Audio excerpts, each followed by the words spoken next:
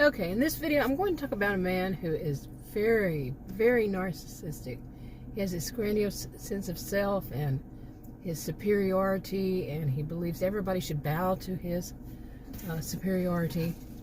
And overall, he just thinks that he's all that there is, and he's above everybody. Now, his name is Brett. He's 58 at this point, but early on, when he was young, his parents basically spoiled him. He was an only child, and his parents were wealthy, and they gave him everything he wanted. And when they were around, they like I said, were very wealthy, and they would go on trips and stuff like that, overseas, and leave him with a nanny. And several people in this Victorson County did that. It's a very wealthy county for the most part, and several people did that. They had nannies. Well, when they would come back, Brett's parents, he would tell them how wonderful he is at everything. And, he was above all others. And it just became the way he saw himself. And, so when he was, they did a lot just because they felt guilty because they weren't around that much, and they wouldn't have him go with them. He had school and stuff like that. And like I said, they have money. And so when he was young, they bought him his first computer. It was more like to play games and such, but he became very good at it because he had plenty of time, and he didn't, really want to be around a nanny as he got older. He had plenty of time to do, when he was home, to do whatever he wanted, and he'd stay up late at night and do, play on the computer, and he got really good at it. And as time went by, he basically he learned a lot, and he was one of the first people who basically brought about what we think of as social media these days. Social media platform. What it was then was very different, of course. And so he was a younger one in the group of a bunch, and as time went by in Victorson County, there were more and more. Now, they were very wealthy, so these kids grew up wealthy, and they had more, as teenagers, and they had more than other people. So they had that to really learn, and they became, as time went by, decades, they they made their own social media platform for Victorson County, and it became a hit. It had everything from advertisements, video. People could do videos. People could do, whatever they, that was allowed. They had terms of service and stuff, codes of conduct and all that. But he was one of them. Okay. Also, early on, he learned that, with just in school, that if he wanted to befriend people, he needed to get some charm. And he started young, being very charming. And, that's how he was with his parents. But he really didn't have to so much with his parents. But other people, he had to be very charming. And so he played that game. Like, he was just so sweet and so giving. And so whatever it was that the other person wanted, needed for him to be, he would act that way. He learned how to, to do this. And as he aged, all these behaviors worsened. Some would say he improved on them, but it would be both, really. So he played the game, to win. That's how he saw the life. You got to play the game to win. And when that's with people, he didn't really care much for anybody else. And so anyway, one of the things, he was in this computer group, and they all knew they would have little get-togethers. It was it was only for the county, and some people, were from basically other places in Texas, in Victorson County, Texas, and some were from other places, but overall they were from Victorson County, and that's what it was made for. Usually some of the other ones were hackers. Okay, so they knew how to get through the back door, as they called it, but within the United States. So so he played the game. But now as things got over time, they were expanding out to worldwide, basically. Not as much as you see today, but yeah. And but the social media web platform they developed is called Virtual County, and it was just for the county. And at one point they switched it to where anybody who wanted to be on it, they had to come in and go to any local grocery store, and they'd have a place there and show their ID, their picture ID with the address, to verify who they were. And but online, unless they were doing advertisement online, they would have to use pseudonyms, and if they did videos, it would be blurred a bit, and their voices would be changed too. So yeah, that was Virtual County.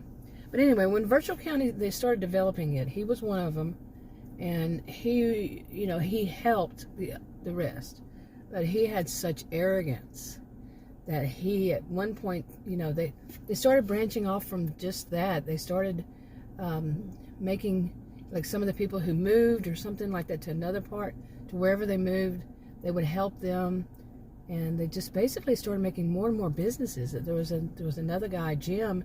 He started his own, which was an enforcement. They trained people. It was academy kind of thing, and it just boom, it went off. And they, because of their, them being some of the first people in the computers, that boomed for them, and it just kept going. And they kept developing more and more, and helping more and more, helping one another to start their own businesses and stuff like that. And they became wealthy too.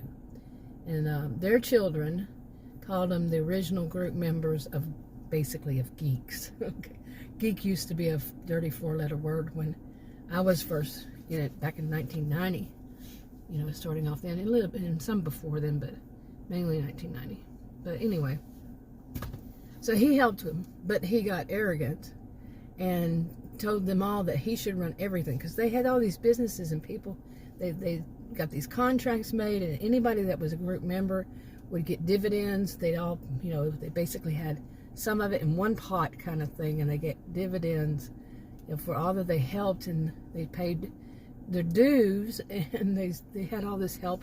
So many things. There's a lot more to that. But he got arrogant and said that he should run it all. And the people in the group, it was hundreds of people. They, if not thousands, as it grew more. They, they didn't want, their view is this: nobody runs it, nobody owns it, nobody runs it. No, but they had chosen 2 people to organize it, Paige and Derek.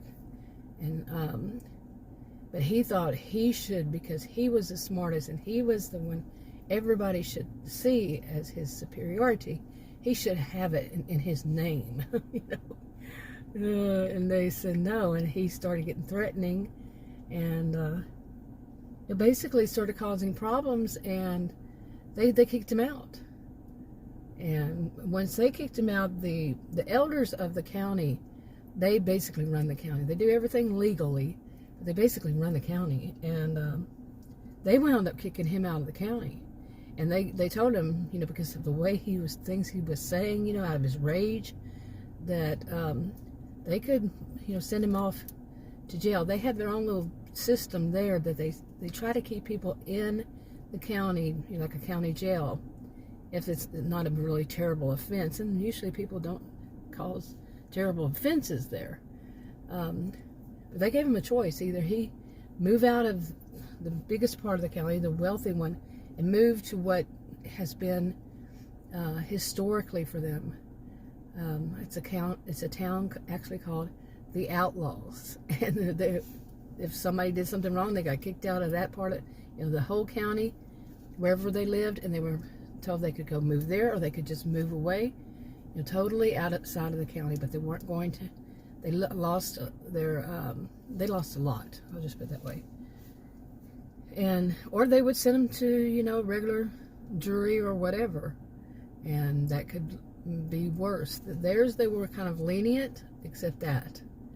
And so Brett chose to move out to the Outlaws. Now, before that happened, he once they kicked him out of the geek members, I just call them the members, he tried to sue them, but he had forgotten. He signed, as everybody else did, a contract, and he couldn't. So and after they kicked him out, he decided he was going to start his own. And he felt that he was, he moved to the Outlaws. He still had his inheritance from his family, He had a trust fund, stuff like that. But he wasn't allowed to live with his parents in the county or own any property in the rest of the county. The only place he could go to and buy property, it was the Outlaws. And so he did. And he started up a business. He had all this money from his parents. They were still alive, but they would give him money and help him out. And so he did that, and he decided to, he found out that there were other people, of course, that were kicked out for various reasons, that he, could join, well, he could get them to join him. That's how he saw everything, is that they would join him. Not he wouldn't join them, they would join him in whatever he wanted to do. And so he developed his own little social media website platform for just the Outlaws and another town called Hippie Town that's in the county. And he did that, and that was way on the other side. He's in the northeast side of the county, and they're in the southwest side. But he did that, and he had it for many years, decades, couple, or so, and he still has it, and he called it the Outcast Online.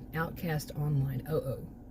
So he's had that up and running for a long while, and it's just him and just in his name, and everybody else is just paid employees, to him. He pays them for the privilege of working for him. He's so arrogant, so, like I said, he's so narcissistic. But he uses people, and these are usually people that are from the that are either outcast or, their families were, and they were born and raised in the Outlaws, the town called the Outlaws. And, or people, some but few are from the hippie town. And, you can imagine hippie town, how it developed. But,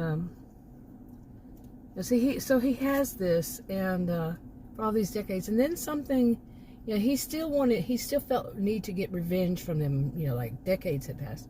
He still wanted revenge, and he thought he'd found a way through one guy and the guy's wife, and basically the guy was a hacker, and from way back when Virtual County first started, he knew of him, and so he would get him to do little jobs here and there, but he wanted him to hack into Virtual County after they opened up to the rest. They opened up to the Outlaws, and opened it up to everybody in the county. And that's when they had to come in and show their IDs and all that. And he did the same, but he didn't require IDs at first. Eventually he did. And he saw the wisdom behind it.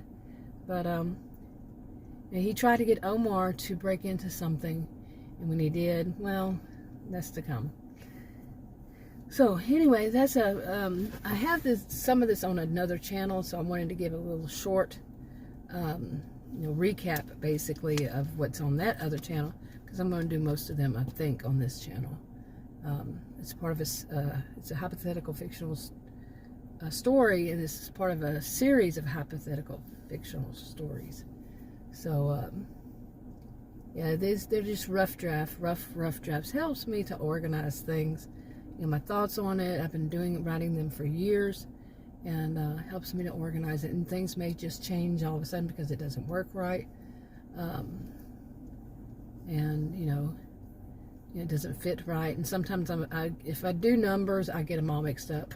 Even though I started off as a math major, wound up as a social behavioral scientist, but still, math and computer science is what I started off with, and I just switched. Anyway, but that's Brett, okay? But like I said, there's a whole bunch of different stories more than that. That's just kind of like a highlight and the story mixed together, but trying to get some of the highlights, like I said. Anyway, I'm going to wrap this up. It's gotten pretty long. I'm surprised. I usually don't do them this long, but I'm wrapping this up. I'll talk to you on another video. Bye.